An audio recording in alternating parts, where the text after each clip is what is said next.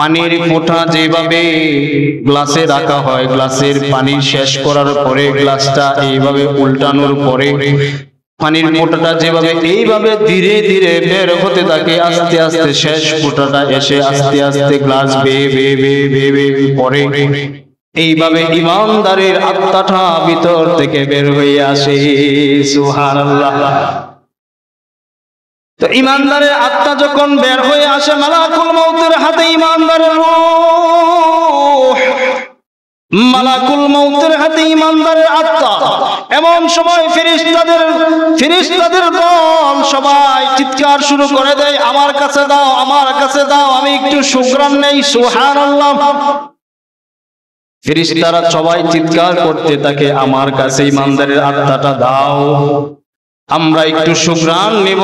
একে অপরের হাতে ইমানদারের আত্মা নিতে থাকে।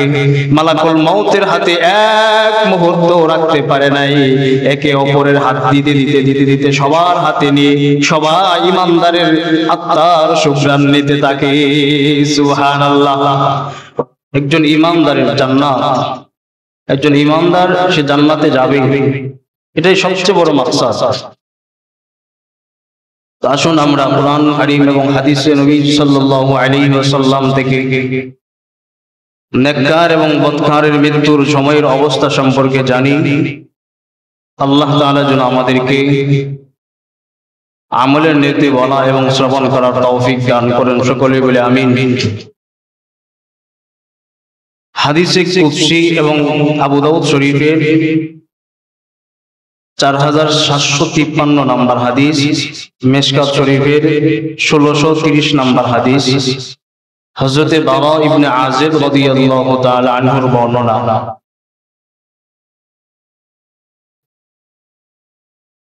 এই হাদিসটির মধ্যে আল্লাহ নবী সাল্লাল্লাহু আলাইহি ওয়াসাল্লাম দুইটা অবস্থায় আলোচনা করেছেন। লম্বা একটা হাদিস, বদকারের মৃত্যুর সময়ের অবস্থা এবং কবরের অবস্থা, নেককারের মৃত্যুর সময়ের অবস্থা এবং কবরের অবস্থা, দুইটাই আলোচনা করেছেন। হযরত বারা ইবনে আযিব রাদিয়াল্লাহু তাআলা আনহু বলেন, খরজনা মা'আন নবী সাল্লাল্লাহু আলাইহি ওয়াসাল্লাম, আমরা আল্লাহর নবী সাল্লাল্লাহু আলাইহি ওয়াসাল্লামের সাথে বের হলাম। ফি জানাজাতিন রাজুলুম মিনাল আনসার, একজন আনসারী সাহাবীর জানাজা পড়ার জন্য, একজন আনসারী সাহাবীর জানাজা পড়ার জন্য আমরা আল্লাহর নবী সাল্লাল্লাহু আলাইহি ওয়াসাল্লামের সাথে বের হলাম। ফান্তাহাইনা ইলাল কবর, আল্লাহর নবী সাল্লাল্লাহু আলাইহি ওয়াসাল্লাম জানাজা হওয়ার পূর্বে কবর খনন করার সময় কবরের পাশে গিয়ে বসলেন।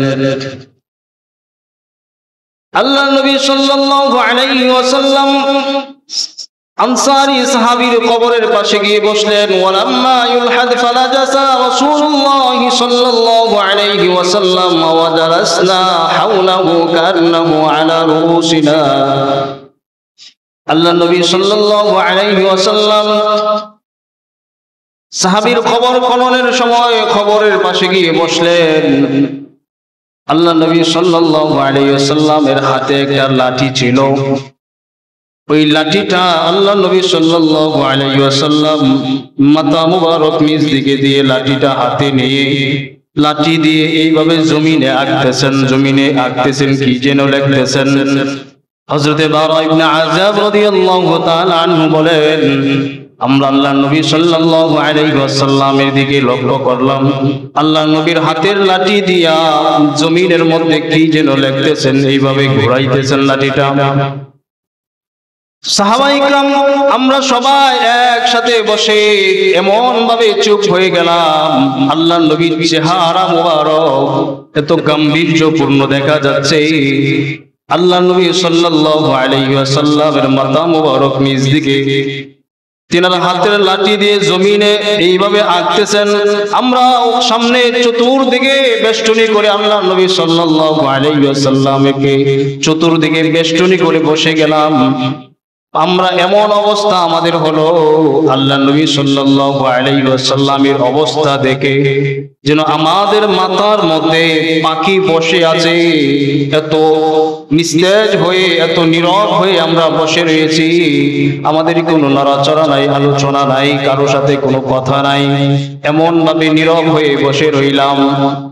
আল্লাহ নবী সাল্লাল্লাহু আলাইহি ওয়াসাল্লাম কিছুক্ষণ পর আমাদেরকে ডাক দিয়ে বললেন, হে আমার সাহাবীরা, ইন্নী আউযু বিল্লাহি মিন আযাবিল কবর, ইন্নী ইস্তাঈযু বিল্লাহি মিন আযাবিল কবর। হে আমার সাহাবীরা, তোমরা এই কবরের আযাব থেকে আল্লাহর কাছে আশ্রয় চাও। আল্লাহ নবী সাল্লাল্লাহু আলাইহি ওয়াসাল্লাম কবর দেখাচ্ছেন সাহাবায়ে কেরামদের, তোমরা এই কবরের আযাব থেকে আল্লাহর কাছে আশ্রয় চাও। ইস্তাঈযু বিল্লাহি মিন আযাবিল কবর মাররাতান আও মাররাতাইনি সালাসান। সাহাবী হযরত বারা ইবনে আযিব রাদিয়াল্লাহু তাআলা আনহু বলেন, আল্লাহ নবী সাল্লাল্লাহু আলাইহি ওয়াসাল্লাম এই কথাটা আমাদেরকে 2 বার অথবা 3 বার বলেছেন। ইস্তাঈযু বিল্লাহি মিন আযাবিল কবর, হে আমার সাহাবীরা, তোমরা আল্লাহর কাছে এই কবর থেকে আশ্রয় চাও, কবরের ভয়ঙ্কর শাস্তি থেকে আশ্রয় চাও, পানাহ চাও। আমরা আল্লাহ নবী সাল্লাল্লাহু আলাইহি ওয়াসাল্লামের কথা আমাদের একেবারে মনোযোগ সহকারে আমরা শুনলাম। তারপরে আল্লাহ নবী সাল্লাল্লাহু আলাইহি ওয়াসাল্লাম বয়ান শুরু করলেন। কবরের পাশে আল্লাহ নবী বসা, হাতে একটা লাঠি, এমন অবস্থায় আল্লাহ নবী সাল্লাল্লাহু আলাইহি ওয়াসাল্লাম বয়ান শুরু করলেন। কি বয়ান? আল্লাহ নবী সাল্লাল্লাহু আলাইহি ওয়াসাল্লাম বলেন, ইন্নাল আবদাল মুমিনা ইযা কানা ফি ইনকিতাইম মিনাদ দুনিয়া ওয়া ইকবালিম মিনাল আখিরাহ। হে আমার সাহাবীরা, একজন ঈমানদার যখন সে আখিরাতের দিকে রওনা করে, ঈমানদার যখন আখিরাতের দিকে রওনা হয়, ঈমানদারের মৃত্যুর সময় আল্লাহ তাআলা নাযালাত আলাইহিমুল মালাইকাতু ফিস সামা। ঈমানদারের মৃত্যুর সময় আল্লাহ তাআলা আসমান থেকে একদল ফেরেশতা অবতীর্ণ করে দেয়। ওই ফেরেশতারা ঈমানদারের কাছে এসে বসে, ফাজালাসা, ঈমানদারের কাছে এসে বসে। ঈমানদারের কাছে ফেরেশতাদের দল যখন আসে, এসে তারপরে বসে, বসার পরে ঈমানদার দেখতে পায় মাদ্দা বাসরিহি, ঈমানদারের চোখের দৃষ্টি যে পর্যন্ত যায় সেই পর্যন্ত ফেরেশতাদের 2টা সারিবদ্ধ হয়ে বসে যায়। সুবহানাল্লাহ। তো তারা কি নিয়ে আসে? আল্লাহ নবী সাল্লাল্লাহু আলাইহি ওয়াসাল্লাম বলেন, নাযালা ইলাইহি মিনাস সামাই মালাইকাতুন বিগুল উজুহাহুমুশ শামসু মাআহুম কাফনুম মিন আকফারিল জান্নাহ। ঈমানদারের রূহ বের করার জন্য, ঈমানদারের আত্মাটা ভিতর থেকে বের করার জন্য জান্নাত থেকে কাফনের কাপড় নিয়ে এসে হাজির হয়ে যায়। সুবহানাল্লাহ। তো ঈমানদারের আত্মা বের করার জন্য, রূহ বের করার জন্য জান্নাত থেকে কাফনের কাপড় নিয়ে এসে ফেরেশতাদের দল এসে হাজির হয়ে যায়। ফেরেশতাদের চেহারা বড় সাদা সুন্দর, এমন ফেরেশতা যাদের চেহারা দেখতেই মন চায় ঈমানদার শুধু এইভাবে চেয়ে থাকে। আমাদের মাঝে মাঝে আমরা এমন অবস্থা আমাদেরও হয়, অনেক মুমূর্ষ রোগী, অনেক মুমূর্ষ ব্যক্তি যারা অসুস্থ থাকে তাদের কাছে গিয়ে আমরা বসে না? আমাদের সমাজে অনেকেই বসে, মুরব্বিরা গিয়ে বসে থাকে, কালিমা তালকিন দেয়, কালিমা পড়ায়, লা ইলাহা ইল্লাল্লাহ পড়তে থাকে, সবাই বসে বসে পড়তে থাকে, চতুর্দিক ঘিরে বসে যায়। তো ঈমানদারের যখন এই অবস্থা হয়, মুমূর্ষ অবস্থায়, আল্লাহ তাআলা আসমান থেকে ফেরেশতা নাজিল করে দেয়। ফেরেশতারা এসে ঈমানদারের চতুর্দিকে বসে যায়, ফেরেশতাদের 2টা সারি বসে যায়। ঈমানদারের চোখের দৃষ্টি যে পর্যন্ত যায় সেই পর্যন্ত ফেরেশতারা বসে যায়। তো শুধুমাত্র ফেরেশতারা বসে যায় তাই নয়, ফেরেশতাদের মধ্যে এমন আনন্দ যে আজকে ঈমানদারের আত্মা বের করা হবে। ফেরেশতাদের মধ্যে আনন্দে আত্মহারা হয়ে যায়, তারা আনন্দে তারা মিছিল শুরু করে দেয়। মালাকুল মাউত ঈমানদারের মাথার কাছে এসে বসে। মালাকুল মাউত যখন ঈমানদারের কাছে মাথার কাছে এসে বসে, হাত্তা ইয়াজলিসা ইনদা রাসিহি, মালাকুল মাউত ঈমানদারের মাথার কাছে এসে বসে আল্লাহ তাআলার সেই কথাটাই বলতে থাকে, ইয়া আইয়াতুহান নাফসুল হামিদা, হে প্রশংসিত আত্মা তুমি বের হয়ে আসো। উখরুজি, তুমি বের হয়ে আসো। হে প্রশংসিত আত্মা, উখরিজি, তুমি বের হয়ে আসো। মালাকুল মাউত এই কথা বলার সঙ্গে সঙ্গে ঈমানদারের আত্মা আস্তে আস্তে ধীরে ধীরে বের হতে থাকে। এমন ভাবে বের হয়, আল্লাহ নবী সাল্লাল্লাহু আলাইহি ওয়াসাল্লাম বলেন, ফাতুখরুজা নাসিয়া কামা তাসিউল কতরির কতরতি মিন ফিসিকা, পানির ফোঁটা যেভাবে গ্লাসে রাখা হয়, গ্লাসের পানি শেষ করার পরে গ্লাসটা এইভাবে উল্টানোর পরে পানির ফোঁটাটা যেভাবে এইভাবে ধীরে ধীরে বের হতে থাকে, আস্তে আস্তে শেষ ফোঁটাটা এসে আস্তে আস্তে গ্লাস বেয়ে বেয়ে বেয়ে বেয়ে বেয়ে পড়ে, এইভাবে ঈমানদারের আত্মাটা ভিতর থেকে বের হয়ে আসে। সুবহানাল্লাহ।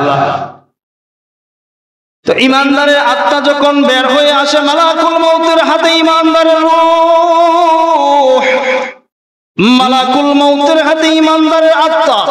এমন সময় ফেরেশতাদের দল সবাই চিৎকার শুরু করে দেয়, আমার কাছে দাও, আমার কাছে দাও, আমি একটু সুঘ্রাণ নেই। সুবহানাল্লাহ। ফেরেশতারা সবাই চিৎকার করতে থাকে, আমার কাছে ঈমানদারের আত্মাটা দাও, আমরা একটু সুঘ্রাণ নেব। একে অপরের হাতে ঈমানদারের আত্মা নিতে থাকে। মালাকুল মাউতের হাতে এক মুহূর্ত রাখতে পারে নাই, একে অপরের হাত দিতে দিতে দিতে দিতে সবার হাতে নিয়ে সবাই ঈমানদারের আত্মার সুঘ্রাণ নিতে থাকে। সুবহানাল্লাহ। অবস্থাটা কেমন হয় আপনারা এই যুগে সবচেয়ে প্রযুক্তিশীল মানুষ, আপনারা সহজে বুঝতে পারবেন অবস্থাটা কেমন হয়। এশিয়া কাপ, চ্যাম্পিয়ন ট্রফি অথবা বিশ্বকাপের ট্রফি যখন ক্যাপ্টেনের হাতে দেওয়া হয়, আপনারা দেখেছেন ক্যাপ্টেন হাতে নেওয়ার সঙ্গে সঙ্গে বাকি সবাই 12 জন 13 জন অথবা 23 জনের সদস্য যারা দলে থাকে অথবা পুরো টিমের সমস্ত সদস্য একে অপরের হাতে নিয়ে নাচানাচি শুরু করে কিনা দেখছেন না? বিশ্বকাপের ট্রফি যখন ক্যাপ্টেনের হাতে দেয়, ক্যাপ্টেনের হাতে দেয় না, ক্যাপ্টেনের হাতে যখন বিশ্বকাপের ট্রফি দেয়, ক্যাপ্টেন হাতে নিয়েছে এভাবে উপর করে চিৎকার শুরু করতে থাকে, আনন্দ উল্লাস করতে থাকে। ঈমানদারের রূহটা মালাকুল মাউতের হাতে আসার সঙ্গে সঙ্গে মালাকুল মাউত হাতে নিয়ে মিছিল শুরু করে দেয়। আর মালাকুল মাউতের হাতে এক মুহূর্তেও এই ঈমানদারের আত্মাটা রাখতে পারে না। চতুর্দিকের ফেরেশতারা একে অপরের হাতে নিয়ে আনন্দ উল্লাস শুরু হয়ে যায়। এমন করতে করতে আল্লাহ তাআলার ওই ফেরেশতারা ওই জান্নাতের কাপড় সাদা কাপড়ের মধ্যে ঈমানদারের আত্মাটাকে প্যাকেট করে মুড়ে এই জান্নাতের কাপড়ের মধ্যে মুড়ে আসমানের দিকে উঠতে থাকে। প্রথম আসমানে যখন নিয়ে যায়, ঈমানদারের আত্মা যখন প্রথম আসমানে যায়, প্রথম আসমানের ফেরেশতারা ডাক দিয়ে বলে, ভাই দাঁড়াও, আমরা একটু সুঘ্রাণ নেই। সুবহানাল্লাহ। ঈমানদারের আত্মা থেকে এত সুঘ্রাণ বের হচ্ছে, তো ফেরেশতারা জিজ্ঞাসা করে, ভাই তোমরা কিভাবে জানতে পারলে যে ঈমানদারের আত্মা আমরা নিয়ে যাচ্ছি? আমরা তো ঈমানদারের আত্মাকে কাপড়ের মধ্যে মুড়িয়ে নিয়ে যাচ্ছি, তো ঈমানদারের আত্মা তোমরা কিভাবে জানতে পারলে? প্রথম আসমানের ফেরেশতারা বলে, ঈমানদারের আত্মা এত সুঘ্রাণ, দুনিয়ার আর কোন সুঘ্রাণ ঈমানদারের আত্মার সুঘ্রাণের মতো নয়, যার কারণে আমরা জানতে পারলাম আপনাদের মিছিল, আপনাদের সংবর্ধনা, আপনাদের এই আপনাদের এত আনন্দ উল্লাস দেখে আমরা বুঝতে পারলাম নিঃসন্দেহে আল্লাহ নবী সাল্লাল্লাহু আলাইহি ওয়াসাল্লাম যে বয়ান করেছেন ইমানদারের আত্মা সম্পর্কে, অবশ্যই এই আত্মাটাই ইমানদারের আত্মা। সুবহানাল্লাহ। তো প্রথম আসমানের ফেরেশতারা সংবর্ধনা দিয়ে, প্রথম আসমানের ফেরেশতারা বলে দেয় আপনারা যান উপরে আসমানে চলে যান। দ্বিতীয় আসমানের ফেরেশতারাও সংবর্ধনা দেয়, তৃতীয় আসমানের ফেরেশতারাও সংবর্ধনা দেয়, চতুর্থ আসমানের ফেরেশতারাও সংবর্ধনা দেয়, পঞ্চম আসমানের ফেরেশতারাও সংবর্ধনা দেয়, ষষ্ঠ আসমানের ফেরেশতারাও সংবর্ধনা দেয়, সপ্তম আসমানের ফেরেশতারাও ইমানদারের আত্মার সুঘ্রাণ নিতে থাকে। এমন সময় আল্লাহ তাআলা ডাক দিয়ে বলে, হে আমার ফেরেশতারা, উকতুবু কিতাব আবদি ইল্লিয়িন, হে আমার ফেরেশতারা ইমানদারের আত্মাটা ইল্লিয়িনে রেখে দাও। সুবহানাল্লাহ। ইল্লিয়িন হলো জান্নাতের একটা স্থানের নাম, ইল্লিয়িন জান্নাতের একটা জায়গার নাম। এই ইল্লিয়িনে ইমানদারের আত্মাটা রেখে দাও। ইল্লিয়িনে রাখার পরে আল্লাহ তাআলা ফেরেশতাদেরকে পাঠায় দেয়। এবার ইমানদার যখন মৃত্যুবরণ করলো, ইমানদারের আত্মা কোথায়? ইল্লিয়িন। ইমানদারের আত্মা কোথায়? ইল্লিয়িন। আর ইমানদারকে আমরা তার দেহটা রেখে দিলাম কোথায়? জমিনে। তার কাফন দাফনের ব্যবস্থা করে, তার জানাজার ব্যবস্থা করে, তারপরে যখন আমরা ইমানদারকে খবরে রাখবো, আল্লাহ তাআলার ওই সময়ে একদল ফেরেশতা আসমানে উঠে যায়, আরেকদল ফেরেশতা ইমানদারের জানাজায় অংশগ্রহণ করে ইমানদারের সাথে সাথে চলতে থাকে। ইমানদারের দেহটা যখন আমরা কবরে রেখে আসি, একদল ফেরেশতা কবর পর্যন্ত ইমানদারের সাথে যায়। সুবহানাল্লাহ। ইমানদারের সাথে কবর পর্যন্ত ফেরেশতারা যায়, আর আল্লাহ তাআলার পক্ষ থেকে ঘোষণা হয়ে যায়, আমার বান্দাকে কবরে রাখা হয়েছে, এবার তোমরা সবাই যাও ইমানদারের ভিতরে আমার এই ইমানদারের আত্মাটাকে আবার পৌঁছে দাও। কবরে রাখার পরে সঙ্গে সঙ্গে ইমানদারের আত্মা আবার ইমানদারের ভিতরে চলে আসে। ইমানদারের ভিতরে চলে আসার পর নাযালাত আলাইহিমুল মালাইকাতু আও মালাইকাইন, দুইজন ফেরেশতা আল্লাহ তাআলা পাঠায় দেয়।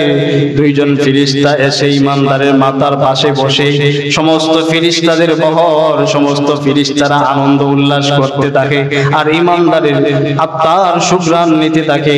এমন সময় দুইজন ফেরেশতা এসে ইমানদারের মাথার কাছে এসে বসে। দুইজন ফেরেশতা বসার সঙ্গে সঙ্গে আপনারা জানেন ইমানদারকে প্রশ্ন করে, মান রব্বুকা, তোমার রব কে? ইমানদার জবাব দেয়, রব্বি আল্লাহ। বলুন তো আমাদের রব কে? আল্লাহ। ইমানদার বলে আমাদের রব আল্লাহ, রব্বি আল্লাহ। কত সুন্দর একটা শব্দ, রব্বি আল্লাহ। ইমানদার বলে আমার রব আল্লাহ। এবার ফেরেশতা জিজ্ঞাসা করে, মা দীনুকা, তোমার ধর্ম কি? ইমানদার জবাব দেয়, দীনুল ইসলাম, আমার ধর্ম ইসলাম। ইমানদারকে তৃতীয় প্রশ্ন করে, মান হাদার রাজুলুল্লাযী বুইসা ফীকুম, তোমাদের কাছে যে নবী প্রেরণ করা হয়েছিল সেই নবীর নাম কি? ইমানদার জবাব দেয়, মুহাম্মাদুর রাসূলুল্লাহ সাল্লাল্লাহু আলাইহি ওয়াসাল্লাম। জবাব দেওয়ার সঙ্গে সঙ্গে আল্লাহ তাআলা বলে, সাদাকতা, হে আমার ফেরেশতা, আমার বান্দাকে আর ডিস্টার্ব করবা না। আমি আল্লাহ সত্যায়ন করে দিলাম, আমি আল্লাহ সত্যায়ন করে দিলাম। ইমানদারের কবরে জান্নাতের বিছানা বিছায়া দাও। সুবহানাল্লাহ। ইমানদারের কবরে জান্নাতের বিছানা বিছায়া দাও। ওয়ালবিসুহু ফিল জান্নাহ, ইমানদারকে জান্নাতের পোশাক পরায়া দাও। দুনিয়ার মানুষ সাধারণ কাফনের কাপড় পরায়া দিয়ে আমার বান্দাকে কবরে রেখে দিল, আমার বান্দার জন্য জান্নাতের পোশাক নিয়ে আসো। ওয়ালবিসুহু ফিল জান্নাহ, জান্নাতের পোশাক ইমানদারকে পরায়া দাও। সুবহানাল্লাহ। ওয়াফতাহু লাহু বাবান ইলাল জান্নাহ, আমার বান্দার জন্য জান্নাত পর্যন্ত একটা রাস্তা তৈরি করে দাও। সুবহানাল্লাহ। আমার বান্দা কবরে শুয়ে শুয়ে জান্নাতের সুঘ্রাণ পাবে, জান্নাতের নাজ নিয়ামত দেখতে থাকবে। সুবহানাল্লাহ। এমন অবস্থায় নেককার ঈমানদার কবরে থেকে যখন জান্নাতের দিকে লক্ষ্য করবে, জান্নাতের হুরেরা সুন্দর করে নাচানাচি করে ঈমানদারের মন চাইবে, আল্লাহ আমাকে একটু হুরের সঙ্গে সাক্ষাৎ করার সুযোগ করে দেন। আল্লাহ তাআলার জবাব আসবে, আল্লাহ তাআলা বলবেন, হে ঈমানদার, তুমি তোমার বাসর রাতে, প্রথম রাতে তোমার স্ত্রী যেভাবে তোমাকে আদর যত্ন করে ঘুম থেকে জাগ্রত করেছে, এর চাইতেও আরো আদর যত্ন এবং সুহাগ করে তোমাকে ঘুম থেকে জাগ্রত করা হবে। তুমি তোমার দুনিয়ার জীবনটাকে কষ্ট করে ঈমানদার হয়ে নেককার হয়ে আমার কাছে এসেছো, এবার একটু বিশ্রাম করো, ঘুমিয়ে থাকো, আরাম করো। তোমাকেও ডাকা হবে সেই দিনের মতো, যেই দিন প্রথমবার স্ত্রী তোমাকে ঘুম থেকে জাগ্রত করেছিল। তোমার অনুভূতিটা যেমন হয়েছিল, এর চাইতেও আরো উত্তম অনুভূতিতে তোমাকে ডাকা হবে, তুমি জাগ্রত হবে, তুমি চিরস্থায়ী ভাবে তোমাকে জান্নাত দান করা হবে। সুবহানাল্লাহ। এবার আল্লাহর নবী সাল্লাল্লাহু আলাইহি ওয়াসাল্লাম ঈমানদারের মৃত্যুর বয়ান করলেন, ঈমানদারের কবরের হালতের বয়ান করলেন। নেককার ঈমানদার, হাদিস কিন্তু শেষ হয় নাই। আল্লাহর নবী সেই যে বসে রইলেন কবরের পাশে, লাঠি হাতে নিয়ে মাথা নিচ দিকে দিয়ে আল্লাহর নবী সাল্লাল্লাহু আলাইহি ওয়াসাল্লাম সাহাবীর কবরের পাশে বসে বসেই কিন্তু বয়ান করতেছেন। এখনো কিন্তু হাদিস শেষ হয় নাই। আল্লাহর নবী এবার বয়ান করলেন। সবাই বলেন, আল্লাহ আমাদেরকে কবরের আযাব, ভয়ঙ্কর আযাব থেকে আল্লাহ আপনার কাছে আমরা আশ্রয় চাই। আল্লাহ যেন আমাদের ভয়ঙ্কর কবরের আযাব থেকে আশ্রয় দান করুন। সকলে বলে আমিন। এবার আল্লাহ নবী সাল্লাল্লাহু আলাইহি ওয়াসাল্লাম বয়ান করেন, ওয়া ইন্নাল ফাজর। এবার সাহাবায়ে কিরামদেরকে ডাক দিয়ে বলেন, হে আমার সাহাবীরা শুনো, বদকারের মৃত্যুর সময়ের অবস্থা। এবার বদকারের মৃত্যুর সময়ের অবস্থা আল্লাহ নবী সাল্লাল্লাহু আলাইহি ওয়াসাল্লাম বয়ান শুরু করলেন। হে আমার সাহাবীরা, বদকারের মৃত্যুর সময় যখন চলে আসে, বদকার যখন মৃত্যুর সময় উপস্থিত হয়ে যায়, যখন সে মুমূর্ষ অবস্থায় হয়ে যায়, বদকার এইভাবে ছটফট করতে থাকে, তার অস্থির অবস্থা সৃষ্টি হয়ে যায়। সাকরাত যখন শুরু হয়ে যায়, অস্থির হয়ে যায়। বদকারের মৃত্যুর সময় আল্লাহ তাআলা আসমান থেকে ফেরেশতা নাজিল করে। আল্লাহ তাআলার একদল ফেরেশতা বদকারের কাছে এসে, মালাকুল মউত এসে, আল্লাহ তাআলার ফেরেশতা মালাকুল মউত বদকারের মাথার কাছে এসে বসে একটা সালার শট নিয়ে, অথবা ভয়ঙ্কর একটা সালার শট নিয়ে বদকারের কাছে এসে বসে যায়। ভয়ঙ্কর একটা সালার শট নিয়ে, অথবা সালার একটা বস্তা নিয়ে, এরকম জাতীয় একটা ভয়ঙ্কর জিনিস নিয়ে বদকারের কাছে এসে বসে মালাকুল মউত বদকারকে বলে, ইয়া আইয়াতুহান নাফসুল খাবিসা, ইয়া আইয়াতুহান নাফসুল খাবিসা, এ খারাপ আত্মা বের হয়ে আসো, হে খারাপ আত্মা বের হয়ে আসো। যখন ঈমানদার বেঈমানকে, যখন নেক বদকারকে মালাকুল মউত বলে, ইয়া আইয়াতুহান নাফসুল খাবিসা, হে খারাপ আত্মা বের হয়ে আসো, খারাপ আত্মা তো বের হতে চায় না। আর ঈমানদারের আত্মা তো বললাম ধীরস্থির ভাবে আস্তে আস্তে বের হয়ে আসে, আরামসে বের হয়ে যায়। কিন্তু বদকারের আত্মা বের হতে চায় না। দুনিয়ার দৃষ্টান্ত দিয়েছেন আল্লাহর নবী সাল্লাল্লাহু আলাইহি ওয়াসাল্লাম। একটা তুলা যদি একটা গ্রামের মধ্যে লাগানো হয়, তুলাটা গ্রাম থেকে পুরা তুলাটা উত্তোলন করলে যতটুকু কষ্ট হবে, সিরে সিরে সিরে সিরে বের হবে। পূর্ণ তুলা একসাথে গ্রাম থেকে আপনারা উঠাইতে পারবেন? উঠানো সম্ভব নয়। পূর্ণ তুলাটা একসাথে গ্রাম থেকে উঠানো সম্ভব নয়। সিরে সিরে সিরে সিরে হালকা হালকা করে বের হবে। ঈমানদার বেঈমান মক্কারের প্রতিটা পশমের গোড়ায় গোড়ায় সুই ঢুকাইলে যেই পরিমাণ কষ্ট হবে, এর চাইতেও ভয়ঙ্কর কষ্ট দিয়ে মালাকুল মউত বেঈমান বদকারের জান কবজ করবে। নাউজুবিল্লাহ। বদকারের আত্মাটা মালাকুল মউত ভয়ঙ্কর করে নিয়ে আসবে। মালাকুল মউত যখন বদকারের আত্মাটা বের করবে, বের করার সঙ্গে সঙ্গে সমস্ত ফেরেশতারা চিৎকার শুরু করবে। সমস্ত ফেরেশতারা চিৎকার শুরু করবে, হায় কি দুর্গন্ধ! এত দুর্গন্ধ তো দুনিয়ার জমিনে আমরা আর কোনোদিন শুনি নাই। সুগ্রাণ, এত দুর্গন্ধ আমরা কোনোদিন পাই নাই। এত বদকারের, এত আত্মার এত দুর্গন্ধ হবে। সালার শটের ভিতরে, সালার বস্তার মধ্যে সঙ্গে সঙ্গে মালাকুল মউত বদকারের আত্মাটা ঢুকায় ফেলবে। ঢুকানোর সঙ্গে সঙ্গে জিন এবং ইনসান ছাড়া সমস্ত মাখলুকাত ওই বদকারের আত্মার দুর্গন্ধ সমস্ত মাখলুকাত অনুভব করতে থাকবে। এমন সময় ফেরেশতারা আসমানের দিকে নিয়ে যেতে থাকবে। হায় হায় তারা ওরা করে নিতে থাকবে। মালাকুল মউত দৌড়াইতে থাকবে, আসমানের দিকে নিতে থাকবে। আল্লাহ বলবেন, হে আমার ফেরেশতারা, ওই বদকারের আত্মা আমার আসমানে নিয়ে আসবে না। বদকারের আত্মা আমার আসমানে নিয়ে আসবে না। আমার আসমান নাপাক করবে না। আমার আসমানের ফেরেশতারা ওই বদকারের আত্মার দুর্গন্ধ সহ্য করতে পারবে না। আমার এই বদকারের আত্মা আসমানে নিয়ে আসবে না। ফেরেশতারা জমিনে নামায়া দাও। ফেরেশতারা ওই সালার বস্তার ভিতরে রেখে জমিনের মধ্যে রেখে দিবে, আসমানের দিকে আর নিয়ে যাবে না। বদকার যদি হয়ে যায়, এই বদকারের আত্মাটা এত দুর্গন্ধ হবে, আসমানের ফেরেশতারা পর্যন্ত জেনে যাবে যে একজন বুধবাজারে একজন বদকারের মৃত্যু হয়েছে।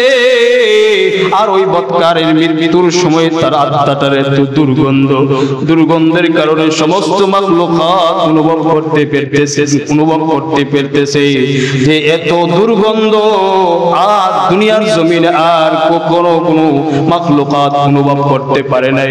সবাই অনুভব করেছে বদকারের মৃত্যুর সময় বদকারের আত্মার এত দুর্গন্ধ।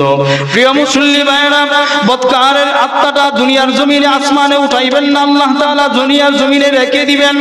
দুনিয়ার জমিনে রেখে দেওয়ার পর বদকারকে যখন কবরে রাখা হবে, কাফন দাফনের ব্যবস্থা করে কবরে রাখা হবে। কবরে রাখার সঙ্গে সঙ্গে দুইজন ফেরেশতা চলে আসবে। দুইজন ভয়ঙ্কর রূপ ধারণ করে ফেরেশতা চলে আসবে।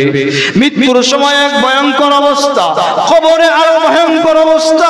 কবরে দুইজন ফেরেশতা ভয়ঙ্কর অবস্থা নিয়ে আসবে। কবরে দেখার সঙ্গে সঙ্গে কবরে বদকার যখন ফেরেশতাদেরকে দেখবে, দেখার সঙ্গে সঙ্গে হইচই শুরু হয়ে যাবে, তার চিৎকার শুরু হয়ে যাবে।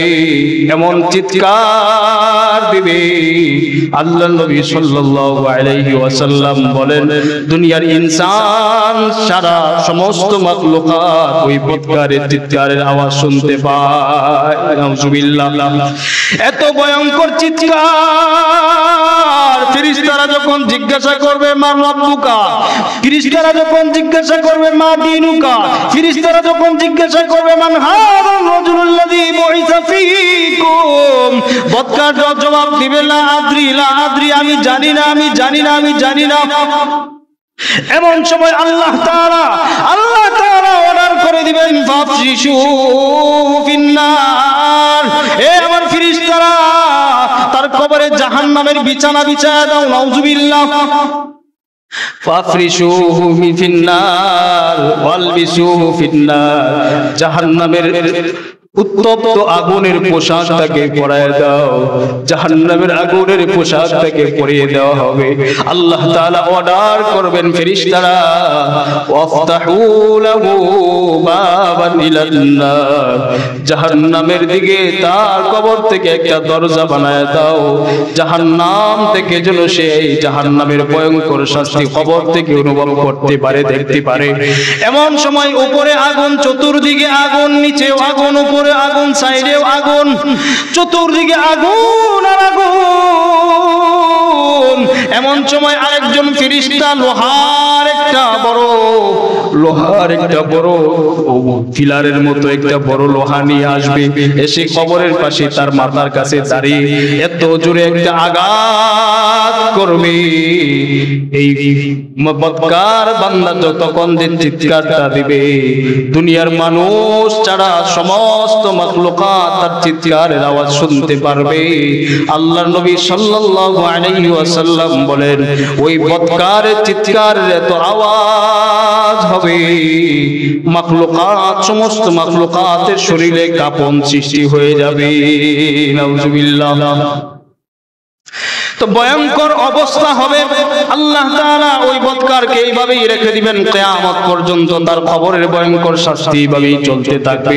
প্রিয় মুসল্লি ভাইরা, বদকার এবং নেককার দুই অবস্থা, মৃত্যুর সময়ের এক করুণ অবস্থা আর কবরের আরেক করুণ অবস্থা, দুই অবস্থা।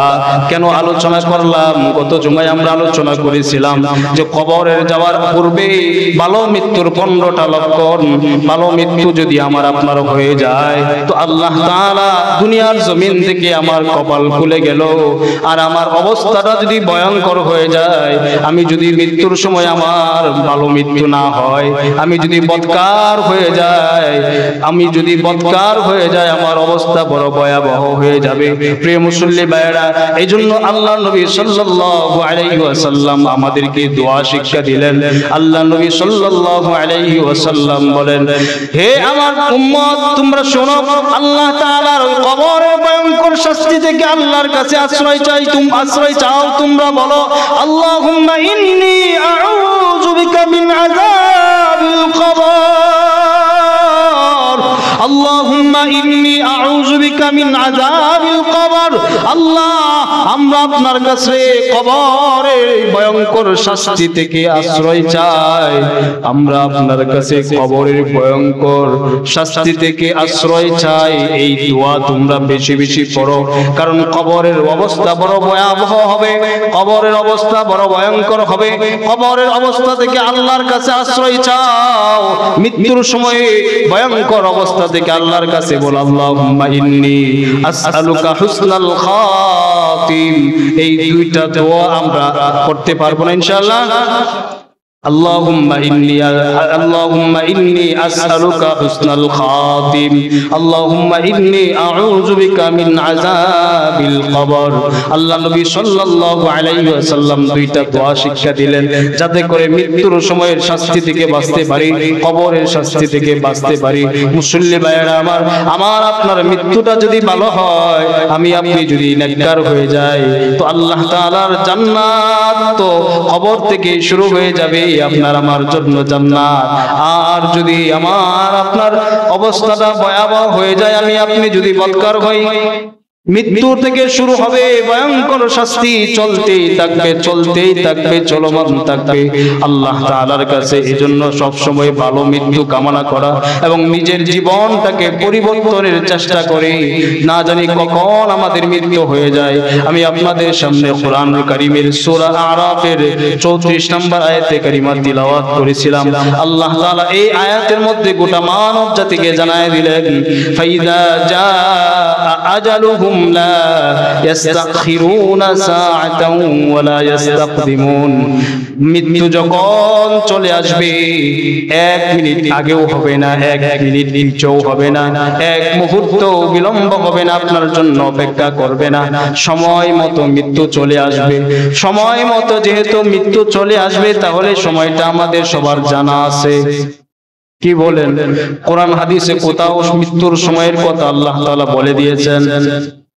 40 বছরে মৃত্যু হবে, 50 বছরে মৃত্যু হবে, 60 বছরে মৃত্যু হবে, জানা আছে কারো? কেউ জানেন? আমরা জানি? কেউ জানি না। তাহলে মৃত্যুর জন্য প্রস্তুতি কখন নেব? এক্ষুনি নিতে হবে। আল্লাহর কাছে তওবা করে সর্বহালতে মৃত্যুর জন্য প্রস্তুত থাকতে হবে। কখন জানি মৃত্যুর ডাক চলে আসে। আরে গত 3-4 দিন আগেও তো আপনারা দেখেছেন সুস্থ মানুষ হাসান ভাই। আরে হাসান ভাইয়ের দৃষ্টান্ত থেকে আমরা উপদেশ গ্রহণ করতে পারি। সিঁড়ি দিয়ে উঠেছে, আপনারা ভিডিওটা দেখেছেন কত সুন্দর করে সিঁড়ি দিয়ে উঠতেছিল। দুইটা এক কদম একটা সিঁড়ি দিয়ে দ্বিতীয় সিঁড়িতে যখন পা রাখছে, পিছনে পড়েই শেষ। এই যে ভয়ঙ্কর অবস্থা, কখন জানি আমার মৃত্যু হয়ে যায় আমার জানা নাই। আল্লাহ তাআলাও তো এই কথাই বলে দিলেন, বান্দারে কখন মৃত্যু চলে আসবে তুমি জানবা না, এজন্য সর্বহালতে মৃত্যুর জন্য প্রস্তুতি নাও। গুনাহ মুক্ত জীবন যাপন করে তুমি আমার প্রিয় বান্দা হয়ে আমার কবরে আসো। ইনশাআল্লাহ সবাই রাজি আছেন? ইনশাআল্লাহ সর্বহালতে আমরা মৃত্যুর জন্য প্রস্তুত থাকবো ইনশাআল্লাহ। ইনশাআল্লাহ গুনাহ মুক্ত জীবন যাপন চাই। আল্লাহ তাআলা আমাদের সকলকে গুনাহ মুক্ত জীবন যাপন করার তৌফিক দান করুন। সকলে বলে আমিন। যারা সুন্নত পড়েন কবলা জুমা সুন্নত পড়ে নেই 4 রাকাত।